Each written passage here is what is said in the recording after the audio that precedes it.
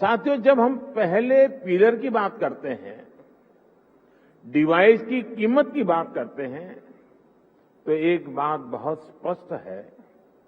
Device की कीमत तभी कम हो सकती है जब हम आत्मनिर्भर हो। और आपको याद होगा, बहुत लोगों ने आत्मनिर्भर की मेरी बात की मजाक उड़ाई थी। 2014 तक हम करीब 100% मोबाइल फोन आयात करते थे, विदेशों से इंपोर्ट करते थे। और इसलिए हमने तय किया कि हम इस क्षेत्र में आत्मनिर्भर बनेंगे। हमने मोबाइल मैन्युफैक्चरिंग यूनिट्स को बढ़ाया। 2014 में जहां देश में 2 मोबाइल मैन्युफैक्चरिंग यूनिट्स थी,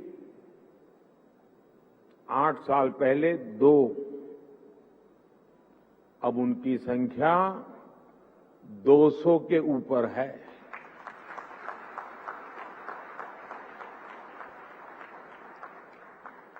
हमने भारत में मोबाइल फोन के उत्पादन को बढ़ाने के लिए इंसेंटिव दिए, प्राइवेट सेक्टर को प्रोत्साहित किया। आज इसी योजना का विस्तार आप पीएलआई स्कीम में भी देख रहे हैं। इन प्रयासों का नतीजा बहुत पॉजिटिव रहा। आज भारत मोबाइल फोन उत्पादन करने में दुनिया में नंबर 2 पर है। इतना ही नहीं, जो कल तक हम मोबाइल इंपोर्ट करते थे, आज हम मोबाइल एक्सपोर्ट कर रहे हैं, दुनिया को भेज रहे हैं। जरा सोचिए, 2014 में 0 मोबाइल फोन निर्यात करने से लेकर आज हम हजारों करोड़ के मोबाइल फोन निर्यात करने वाले देश बन गए हैं, एक्सपोर्ट करने वाले देश बन चुके हैं। स्वाभाविक है, इन सारे प्रयासों का प्रभाव डिवाइस की कीमत पर पड़ा है। अब कम कीमत पर हमें ज्यादा फीचर्स भी मिलने लगे हैं। साथियों, डिवाइस कॉस्ट के बाद जो दूसरे पिलर पर हमने काम किया, वो है डिजिटल कनेक्टिविटी का। आप भी जानते हैं कि कम्युनिकेशन सेक्टर की असली ताकत कनेक्टिविटी में है। जितने ज्यादा लोग कनेक्ट होंगे, इस सेक्टर के लिए उतना अच्छा है। अगर हम ब्रॉडबैंड कनेक्टिविटी की बात करें, तो 2014 में 6 करोड़ यूजर्स थे। आज इनकी संख्या बढ़कर 80 करोड़ से ज्यादा हो चुकी है। अगर हम इंटरनेट कनेक्शन की संख्या की बात करें, तो 2014 में जहां 25 करोड़ इंटरनेट कनेक्शन थे, वहीं आज इसकी संख्या करीब करीब 85 करोड़ पहुंच रही है, 85 करोड़ पहुंच रही है। ये बात भी नोट करने वाली है कि आज शहरों में इंटरनेट यूजर्स की संख्या के मुकाबले हमारे ग्रामीण क्षेत्रों में इंटरनेट यूजर्स की संख्या तेजी से बढ़ रही है।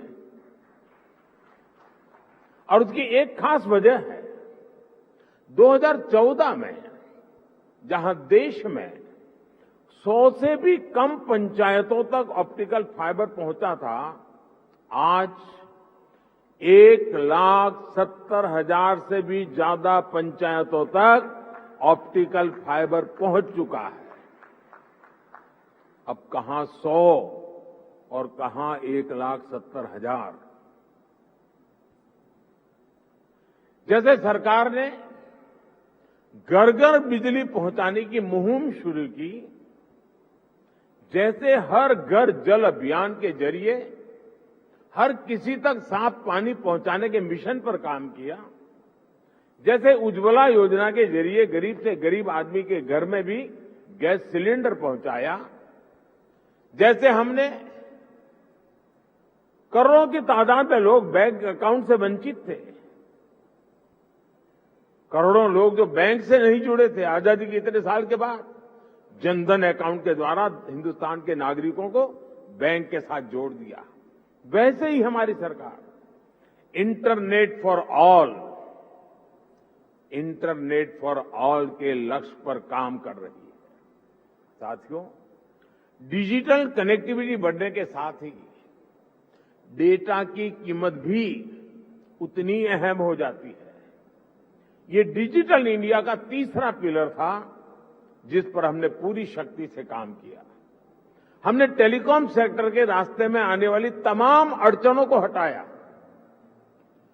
पहले विजन की कमी और पारदर्शिता के अभाव में टेलीकॉम सेक्टर को तमाम मुश्किलों का सामना करना पड़ता था। आप परिचित हैं कि कैसे हमने 4G तकनीक के विस्तार के लिए पॉलिसी सपोर्ट दिया।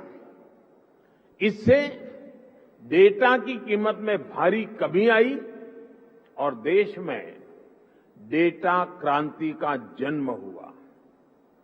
देखते ही देखते ये तीनों फैक्टर, डिवाइस की कीमत, डिजिटल कनेक्टिविटी और डेटा की कीमत, इसका मल्टीप्लायर इफेक्ट हर तरफ नजर आने लगा।